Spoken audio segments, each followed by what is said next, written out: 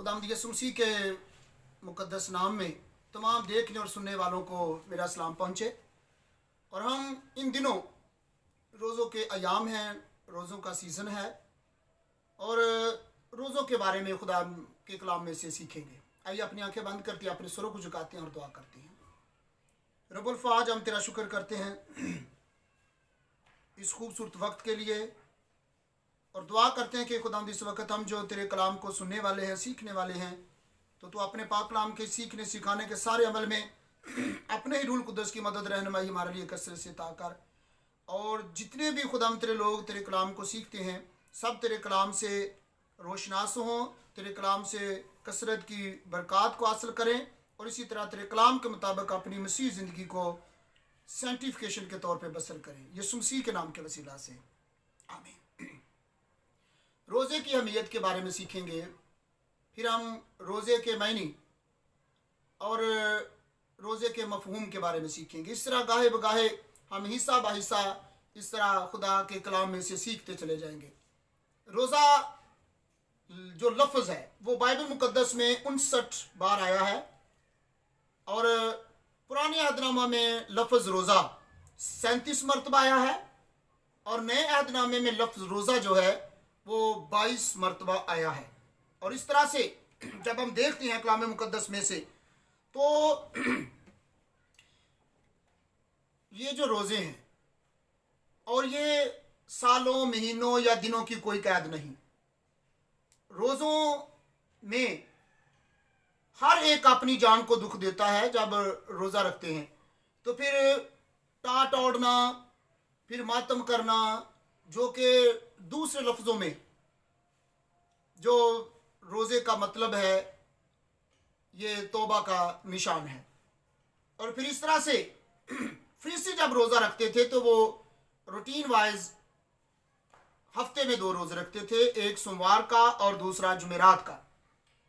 और यीशु मसीह ने भी रोज़ों के बारे में तालीम दी, उसके शागिर्दों ने भी रोज़े के बारे में तालीम दी। और इसी तरह से चलते चलते 325 ईस्वी में निकाया की कौंसिल में इस बात का जो फैसला है वो हो चुका कि ये जो रोज़े हैं, सालाना रोज़े, और फिर इन रोज़ों को राख की बुध से लेकर ईस्टर तक उन्होंने डिसाइड कर दिया और जो आज तक चलते आ रहे हैं। और रोज़े के मायने और रोज़े के मफहूम, रोज़ा फारसी ज़ुबान का लफ्ज़ है जिसके मायने हैं कि सुबह सादिक से लेकर गरूबे आफ्ताब तक ना कुछ खाना, ना कुछ पीना, खाने पीने से रुकना या फाका करना। और फिर रोज़े के लिए अरबी ज़ुबान का लफ्ज़ सौम है और इसके मायने अपने मुंह को ढांपना, खाने पीने से बाज रहना या परहेज करना। और अंग्रेज़ी ज़ुबान में रोज़े को फास्टिंग कहा जाता है। इसके मायने है खुराक से परहेज करना, एक दिन को ख़ास जानकर उसमें ना कुछ खाना ना कुछ पीना। और उसके बाद रोज़ा के लिए इब्रानी ज़ुबान में जो लफ्ज़ अनातनफ्श है, इसका मतलब है अपनी जान को दुख देना या खुद इनकारी की मशक करना। और याद रखिएगा यूनानी ज़ुबान में रोज़े के लिए कई अल्फाज इस्तेमाल हुए हैं।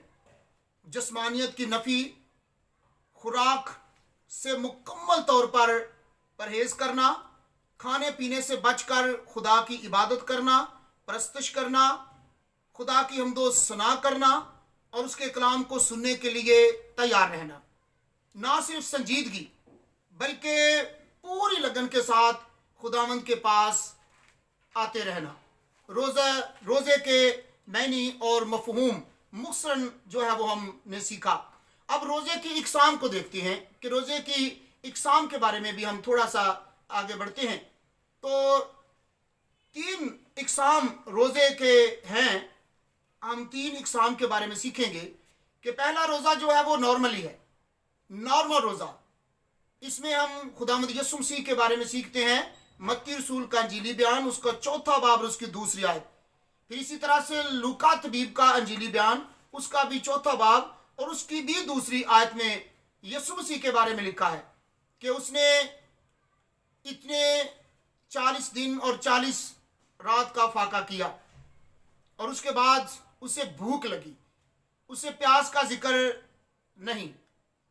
और फिर इसमें जब देखते हैं कि प्यास का जिक्र नहीं, सिर्फ भूख का जिक्र है, दोनों मुसन्निफीन मत्ती और लूका यीशु मसीह की प्यास का जिक्र नहीं करते, वो उसकी भूख का जिक्र करते हैं कि उसको भूख लगी। और फिर नॉर्मली रोज़ा आज के दौर में भी जब लोग देखते हैं कि वो एक दिन से ज़्यादा रोज़ा रखते हैं, रोज़े रखते हैं 3 दिन का, 7 दिन का, इससे भी बढ़कर, तो फिर इसे नॉर्मली रोज़ा क्यों कहा जाता है? इसे नॉर्मल रोज़ा इसलिए कहा जाता है कि वो इतना लंबा अगर रोज़ा रखते हैं, इतना लॉन्ग रोज़ा रखते हैं, तो फिर उनको रोटी या ठोस ग़िज़ा या खुराक की जो है वो कमी को पूरा करने के लिए उन्हें नॉर्मल कुछ ना कुछ पानी या दूध या चाय वो पीते हैं। और ऐसा होता भी है, जो 7 दिन का या इससे ज़्यादा रोज़ा रखते हैं वो खाते तो नहीं, ठोस ग़िज़ा तो नहीं खाते, लेकिन वो पानी, मशरूब या वो दूध, चाय इसका इस्तेमाल करते हैं। इसे नॉर्मल रोज़ा कहा जाता है। और उसके बाद जो रोज़े की दूसरी किस्म है, रोज़े की दूसरी किस्म जो है वो है मुकम्मल रोज़ा। मुकम्मल रोज़े के बारे में इमाल नामे बाब की 9वीं आयत, फिर आस्तर 4 बाब की 16वीं आयत, इन दोनों वालों में जो है वो मुकम्मल रोज़ा रखा गया। आस्तर ने भी मुकम्मल रोज़ा रखा। आस्तर के बारे में भी लिखा है कि आस्तर ने ना कुछ खाया ना कुछ पिया। और इसी तरह से पलूस रसूल के बारे में भी इमाल नामे बाब की 9वीं आयत बयान करती है कि पलूस रसूल ने भी 3 दिन तक ना कुछ खाया ना कुछ पिया। ये है मुकम्मल रोज़ा।